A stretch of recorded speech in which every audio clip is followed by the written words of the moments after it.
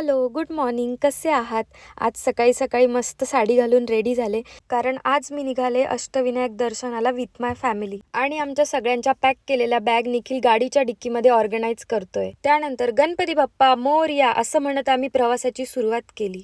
तर या अष्टविनायक दर्शनाची परिक्रमा आम्ही त्याच्या पारंपरिक क्रमानुसार करतोय.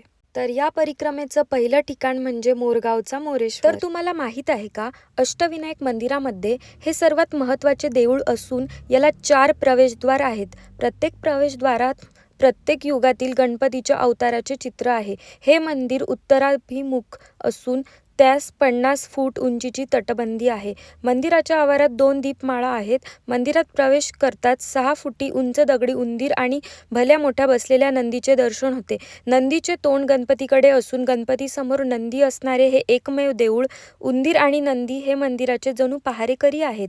या देवळात स्वयंभू गणपतीची सोंड ही डावीकडे वळलेली असून गणपतीच्या नाभीत आणि डोळ्यात हिरे जडवलेले आहेत. मस्त बाप्पाचे दर्शन घेतले, खूप छान वाटलं. त्यानंतर माझ्या सासूबाईंनी माझ्यासाठी गजरा घेतला आणि निखिलने तो माझ्या केसांमध्ये माळला. तर तुम्हालाही मी अष्टविनायकला माझ्यासोबत घेऊन जाते. तर अष्टविनायक बद्दल जाणून घेण्यासाठी मला नक्की फॉलो करा. तर भेटूया नेक्स्ट व्लॉग मध्ये. बाय.